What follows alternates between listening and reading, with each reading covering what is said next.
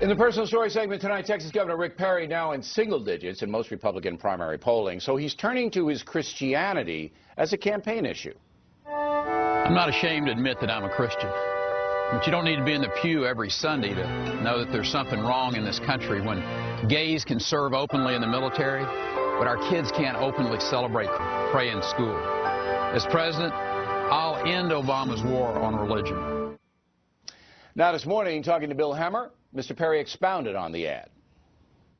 When you think about the left in general, which the president obviously is a great part of, not allowing our kids to pray in school, not allowing to celebrate Christmas. And that's what the left has tried to do, is to force all of us who are people of faith to basically say you can't be involved in the public arena.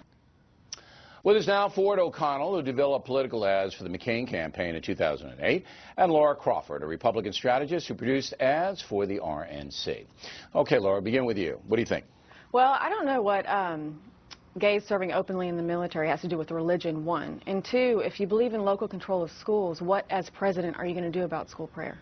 Well, I don't know if he was making an issue rather than a overarch that he believes secularism and the left is diminishing people of faith, and that if he were president, he would establish a tone that stops that.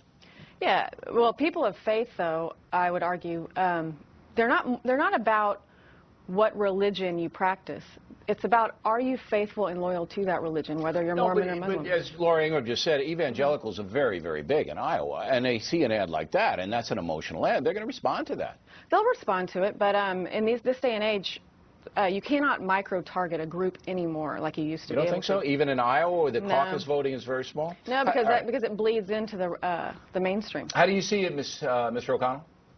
Well, I think given the situation that Rick Perry's in, where he's so far down in the polls, I think it's a very smart ad. Let's remember, a significant majority of Iowa caucus goers are evangelicals, and he's basically saying, I'm going to stand up for Christmas, and I'm going to stand up for school prayer. I've had enough of the PC liberal stuff that goes on in America here. Not only am I going to go after President Obama, who went too far with repealing Don't Ask, Don't Tell, I'm going to draw on the line in the sand with respect to my other GOP rivals, and I'm going to do what I'm going to say. He's actually really going after Mitt Romney here, to some extent, given his Mormon faith and his convictions as well. You see a subtle subtext that this is a slap that Romney's a Mormon. I didn't see that in the ad.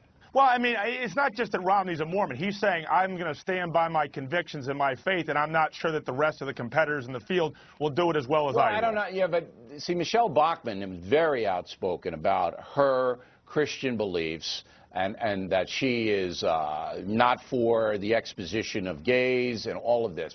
And she hasn't done well in Iowa. It hasn't helped her there. Why would it help Perry if it hasn't helped Bachmann?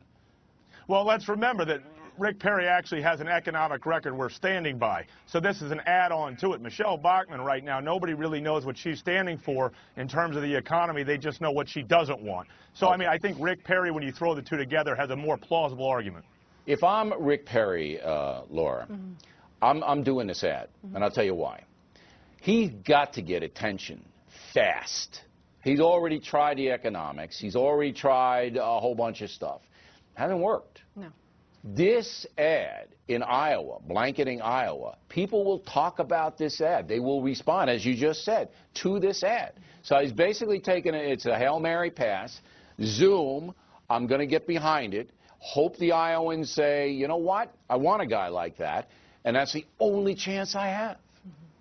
Well, I just think at the end of the day, it's going to be about the statement about gays serving openly in the military. And it leaves a bad taste in your mouth. People are not going to forget that. You think evangelicals want gays to serve openly in the military? Well, they don't. No, I'm not saying that they do. But they're a big But I'm saying but for him, what really is beyond the caucus. No, he doesn't have a beyond.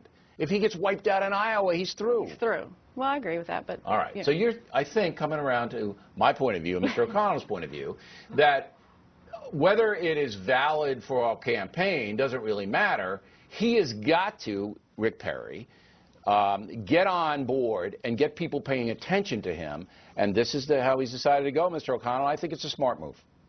I absolutely do, because if he shows poorly in Iowa, he's done. He's going to go for broke, and if this doesn't actually reach the court he needs to, I could see him going even further with some of these other ads, because remember, he still has the second Going further? How far? What else is he going to do?